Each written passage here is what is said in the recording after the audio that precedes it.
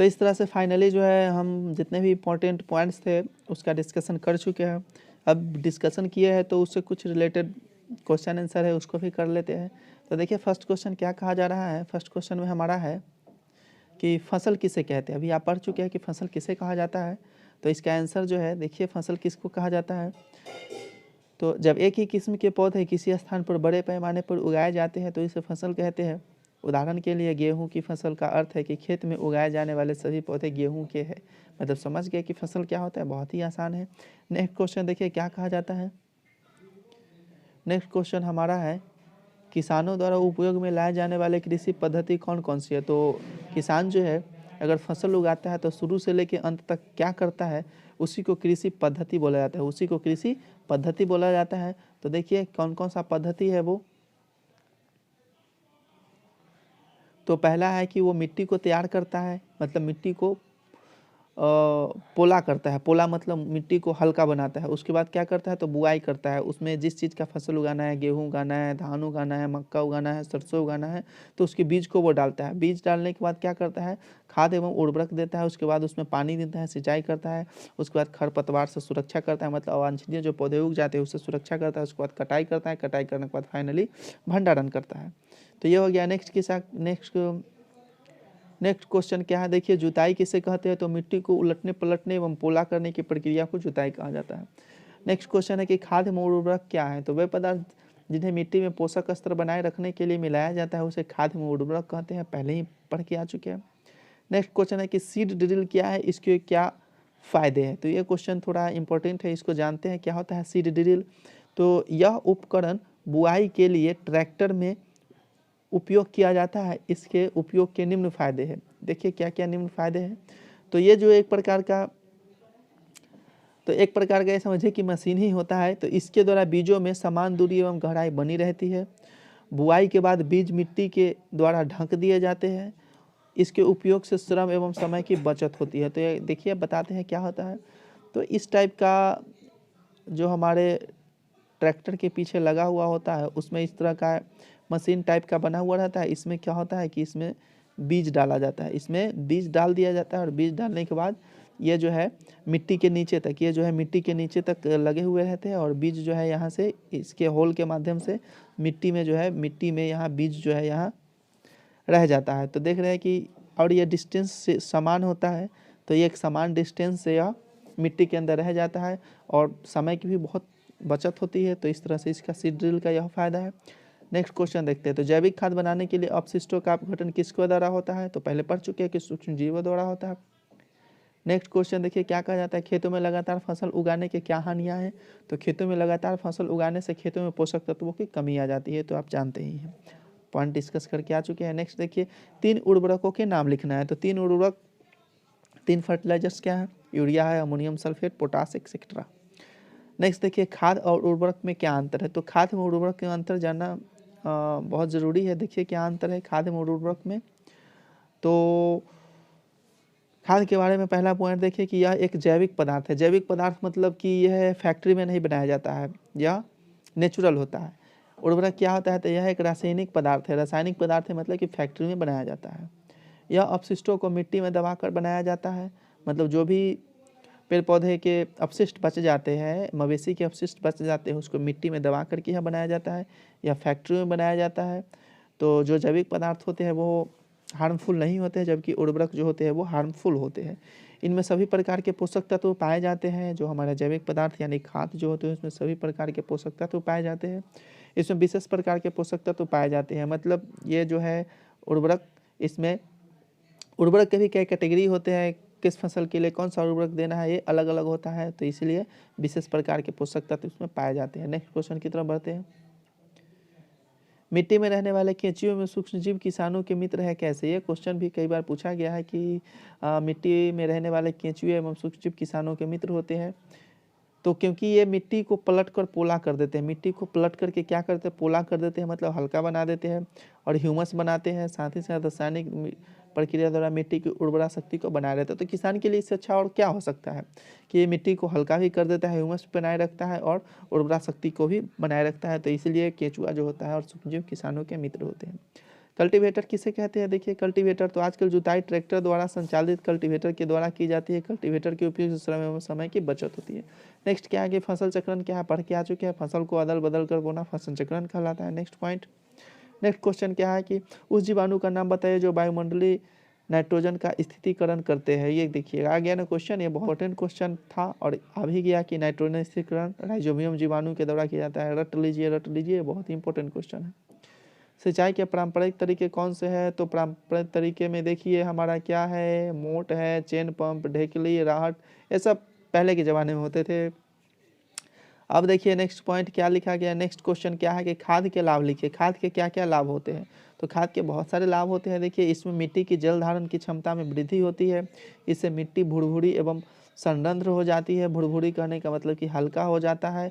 संरंध्र कहने का मतलब कि मिट्टी में जो होते छोटे छोटे होल होते हैं जो हमको दिखाई नहीं देते हैं, और होल नहीं रहेंगे तो उसमें क्या होगा कि हवा नहीं भरा रहेगा, और हवा नहीं भरा रहेगा तो फसल को जो है या मिट्टी में रहने वाले जीवाणु जो होते हैं उनको ऑक्सीजन नहीं मिल पाएगी, तो वो संरंध्र बनाने का काम करते हैं।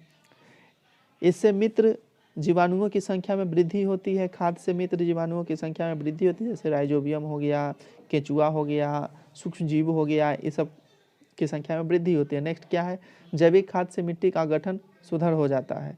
जैविक खाद से मिट्टी का गठन सुधर कहने का क्या मतलब कि मिट्टी का जो है, मिट्टी में पोषक तत्व एक समान लेवल से बने रहते हैं। नेक्स्ट क्वेश्चन क्या है?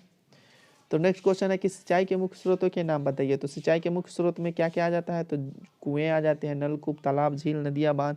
आजकल सिंचाई बोर्डिंग से भी किया जाता है, समरसेबुल से भी किया जाता है। आधुनिक सिंचाई स्रोत है ये। नेक्स्ट क्वेश्चन क्या है कि सिंचाई के आधुनिक तरीके कौन से? नेक्स्ट क्वेश्चन वही आ गया, सिंचाई के आधुनिक तरीके कौन से है? तो छिड़काव तंत्र के द्वारा किया जाता है। इस विधि का उपयोग असमतल भूमि में किए जाते हैं जहाँ पर जल कम मात्रा में उपलब्ध होती है, मतलब फसल पर जो है छिड़काव करके किया जाता है। नेक्स्ट है ड्रिप ड्रिल के द्वारा। इस विधि में जल बूंद बूंद कर गिराया जाता है, इसे ड्रिप ड्रिल कहते हैं। ड्रिप ड्रिल कहने का क्या मतलब कि सीधा सा देखिए आपको हम बताते हैं कि ये हमारा कोई पेड़ है, इसका ये रूट हो गया, तो डायरेक्ट क्या है कि इसके रूट में पाइप के माध्यम से जल डाला जाएगा। इसके रूट में पाइप के माध्यम से जल डाला जाएगा ताकि इसी को पानी मिल सके, पानी बर्बाद न हो, यानी जल बर्बाद न हो, तो इसी को हम ड्रिप तंत्र बोलते हैं। नेक्स्ट देखिए क्वेश्चंस क्या है, तो मिट्टी में पोषक तत्व की कमी हो जाती है कैसे? मिट्टी में पोषक तत्व की कैसे कमी होती है? क्योंकि बार बार हम पौधे को उगाते हैं एक ही जमीन पर, तो मिट्टी की पोषक तत्व तो कम ही जाएगी। उर्वरक किसे कहते हैं? किन्हीं दो उर्वरक के नाम बताइए। तो मिट्टी की उर्वरा शक्ति को बढ़ाने वाले पोषक तत्वों को हम क्या बोलते हैं? उर्वरक बोलते हैं, जैसे यूरिया और फॉस्फेट हो गया। तो नेक्स्ट क्वेश्चन देखिए हमारा क्या है, खरपतवार किसे कहते हैं? तो फसल में पौधे के साथ कुछ अनचाहे पौधे भी उग जाते हैं, इन पौधों को खरपतवार कहते हैं। तो समझ गया है, क्लियर है खरपतवार से कि खरपतवार किसको कहते हैं। अगर गेहूं की फसल हम उगाते हैं और गेहूं के साथ साथ उसमें कुछ अन्य पौधे भी उग जाते हैं, तो वही पौधे क्या होते हैं? खरपतवार होते हैं। नेक्स्ट क्वेश्चन क्या है कि पीरकनाशी किसे कहते हैं? तो पीरक यानी कीड़ा को मारने के लिए जिस हम केमिकल का यूज करते हैं, जिन रासायनिक दवाओं का यूज करते हैं, उसी को हम क्या बोलते हैं? पीरकनाशी बोलते हैं। नेक्स्ट क्वेश्चन क्या है कि खरपतवारों को हम किन विधियों से नष्ट कर सकते हैं? तो खरपतवार को हम निम्नलिखित विधियों से नष्ट कर सकते हैं। वो निम्नलिखित विधि क्या है? तो देखिए फर्स्ट विधि है हमारा फर्स्ट विधि है हमारा निराई के द्वारा। निराई समझ रहे हैं? निराई नहीं समझते हैं तो बताते हैं। दूसरा क्या है? पीरकनाशी के उपयोग से। निराई कहने का मतलब कि हाथ से चून चून करके उखाड़ लेना, उसको तोड़ लेना, वही निराई होता है। और दूसरा क्या है? पीरकनाशी यानी कि रासायनिक दवाओं का उपयोग करके। नेक्स्ट क्वेश्चन की तरफ बढ़ते हैं। तो नेक्स्ट क्वेश्चन क्या है हमारा? नेक्स्ट क्वेश्चन है कि किसी खेत में एक ही फसल को बार बार बोने से क्या हानि होती है? तो बार बार बोने से उस खेत की पोषक तत्व यानी उर्वरा शक्ति जो है वो खत्म हो जाती है। नेक्स्ट क्वेश्चन, वह कौन सा जीवाणु है जो मिट्टी की उर्वरता को बढ़ाता है? या दालों की फसलों की जड़ों में कौन सा जीवाणु पाया जाता है? जो जीवाणु नाइट्रोजन स्थिरीकरण करने का काम करता है वही जीवाणु दालों की जड़ों में पाया जाता है और मिट्टी की उर्वरा शक्ति को बनाए रखता है। तो उसका क्या नाम है? राइजोबियम। उसका नाम क्या है? राइजोबियम। दूसरे तरीका से भी क्वेश्चन इसमें पूछ दिया गया है कि दालों की फसलों की जड़ में कौन जीवाणु पाया जाता है? तो राइजोबियम पाया जाता है। चलिए नेक्स्ट क्वेश्चन की तरफ बढ़ते हैं। नेक्स्ट क्वेश्चन हमारा है, हरित क्रांति से आप क्या समझते हैं? हरित क्रांति बहुत ही फेमस क्वेश्चन है। डायरेक्टली पूछा जाता है कि हरित क्रांति किसके लिए जाना जाता है, तो हरित क्रांति कृषि के लिए जाना जाता है। किसके लिए जानता है? कृषि के लिए, खेती बाड़ी के लिए हरित क्रांति जाना जाता है। हरित मतलब हरा समझ सकते हैं, और खेती बाड़ी में भी हरे हरे चीज़ ही होते हैं, हरे भरे चीज़ होते हैं। तो कृषि उत्पादन में तेज़ी से वृद्धि हुई है, इसे ही हरित क्रांति कहते हैं। पहले जो है जनसंख्या कम थी तो कम उत्पादन होता था तो काम चल जाता था, लेकिन आजकल क्या है कि जनसंख्या इतनी ज़्यादा न बढ़ गई है और उतने लोग खेती करना चाहते नहीं हैं, तो भाई खाने के लिए तो अन्न चाहिए ना। तो इसके लिए क्या किया गया कि इसके लिए जो है एक सिस्टम लाया गया। उस सिस्टम के द्वारा क्या कि उन्नत बीज का उपयोग किया जाएगा, उन्नत उर्वरक का उपयोग किया जाएगा और कम एरिया में बहुत ज़्यादा फसल उत्पादन किया जाएगा। तो ये जो सिस्टम आया था, यही सिस्टम कहलाया था हमारा हरित क्रांति। और हरित क्रांति की वजह से ही आज कम समय में ज़्यादा से ज़्यादा अनाज का उत्पादन किया जाता है। तो नेक्स्ट क्वेश्चन क्या है हमारा? नाम है। नेक्स्ट देखिए कि क्वेश्चन क्या है कि हार्वेस्टर किसे कहते हैं? वह मशीन जिसमें फसल की कटाई की जाती है उसे हार्वेस्टर कहते हैं। मतलब हार्वेस्ट करने का क्या मतलब कि फसल की कटाई करने वाले मशीन को हम हार्वेस्टर कहते हैं। तो ये हो गया हार्वेस्टर किसे कहते हैं। नेक्स्ट क्वेश्चन की तरफ बढ़ते हैं। तो नेक्स्ट क्वेश्चन है थ्रेसिंग किसे कहते हैं? तो काटी गई फसलों से बीज दानों को भूसे से अलग करने की विधि को थ्रेसिंग कहते हैं। नेक्स्ट क्वेश्चन क्या है? कॉम्बाइन मशीन किसे कहते हैं? तो वह मशीन जो हार्वेस्टर तथा थ्रेसर दोनों का काम करता है कॉम्बाइन मशीन कहलाता है। मतलब सीधा सा कह सकते हैं कि खेत से जो है फसल को काटना और साथ ही साथ उससे भूसा वगैरह को हटा करके और बीज दे देना, अनाज दे देना, वही कंबाइंड मशीन कहलाता है। दोनों एक ही काम करता है। नेक्स्ट क्वेश्चन है कि खेत में लगातार फसल उगाने से मिट्टी पर क्या प्रभाव पड़ता है? व्याख्या कीजिए। फसल उगाएंगे तो क्या हो जाएगा? तो उगाने से मिट्टी की उर्वरा शक्ति कम हो जाती है। कई बार एक ही किस्म के पौधे उगाने से एक विशेष प्रकार के पोषक तत्वों की कमी हो जाती है। इस समस्या को फसल चक्रण या खेत में कुछ समय के लिए खाली जगह छोड़कर हल किया जा सकता है। मतलब कह सकते हैं कि अगर लगातार सरसों हम खेत में उपजा रहे हैं तो सरसों को जो पोषक तत्व चाहिए वो तो मिट्टी से सरसों पोषक तत्व ले लेगा, बाकी पोषक तत्व की कमी हो जाएगी उसमें। तो इस समस्या को दूर करने के लिए हम क्या कर सकते हैं कि सरसों के बाद हम दूसरे फसल को उगा सकते हैं, या फिर कुछ समय बाद हम कुछ समय के लिए उस खेत को हम परती छोड़ देते हैं, यानी खाली छोड़ देते हैं। नेक्स्ट क्वेश्चन क्या है? नेक्स्ट क्वेश्चन है कि पीड़कनाशियों के उपयोग से होने वाले लाभ। नेक्स्ट क्वेश्चन है कि पीड़कनाशियों के उपयोग से होने वाले लाभ और हानियों का वर्णन कीजिए। तो पीड़कनाशी जो होता है वो हमारा, उससे कुछ लाभ भी होता है, कुछ हानि भी होता है। तो देखिए लाभ पहले समझ लेते हैं कि पीड़कनाशी से क्या लाभ होता है। तो पीड़कनाशी के उपयोग से पेड़ पौधों को हानि पहुँचाने वाले जीव नष्ट हो जाते हैं, यानी जो फसल को हानि क्षति पहुँचाने वाले हैं वो जीव तो नष्ट हो जाते हैं, परंतु पौधों को कोई हानि नहीं पहुँचता और पौधा हमारा सुरक्षित रहता है। दूसरा क्या है कि पौधे रोग मुक्त रहते हैं तथा फसल उत्पादन अधिक होता है। मतलब पौधे में कोई बीमारी नहीं होती है और उसका उत्पादन जो होता है वो काफ़ी ज़्यादा होता है, फसल का उत्पादन काफ़ी ज़्यादा होता है। चलिए अब इसकी हानि की भी चर्चा कर लेते हैं कि इसका हानि क्या है करते हैं। तो पहला हानि देखिए क्या होता है, पीड़कनाशियों के उपयोग से कुछ लाभदायक कीटों एवं सूक्ष्मजीव भी नष्ट हो जाते हैं। पीड़कनाशी से जो है फसल को क्षति पहुँचाने वाले कीटाणु तो मर जाते हैं, साथ ही साथ अगर कुछ लाभदायक कीट या सूक्ष्मजीव जो मिट्टी में होते हैं वो भी साथ ही साथ मर जाते हैं। तो ये पहला हानि हो गया उसका। दूसरा हानि देखिए, जलीय जीवों व पौधों में धीरे धीरे इनका सांद्रण होने लगता है, यानी कि पीड़कनाशी जो है बारिश के पानी के माध्यम से नदी तालाब झील में जो है वो इकट्ठे हो जाते हैं, उत्पन्न करते हैं। तो इस पॉइंट को आप समझिए क्या कहा कि धीरे धीरे क्या होता है कि धीरे धीरे जो पीड़कनाशी होते हैं वो जल में इकट्ठा होते रहते हैं और जल में हमारे मछली पाए जाते हैं। तो मछली जो है क्या होता है कि वो केमिकल यानी रसायन को खाती पीती है, साथ ही साथ उस मछली को इंसान भी खाता पीता है।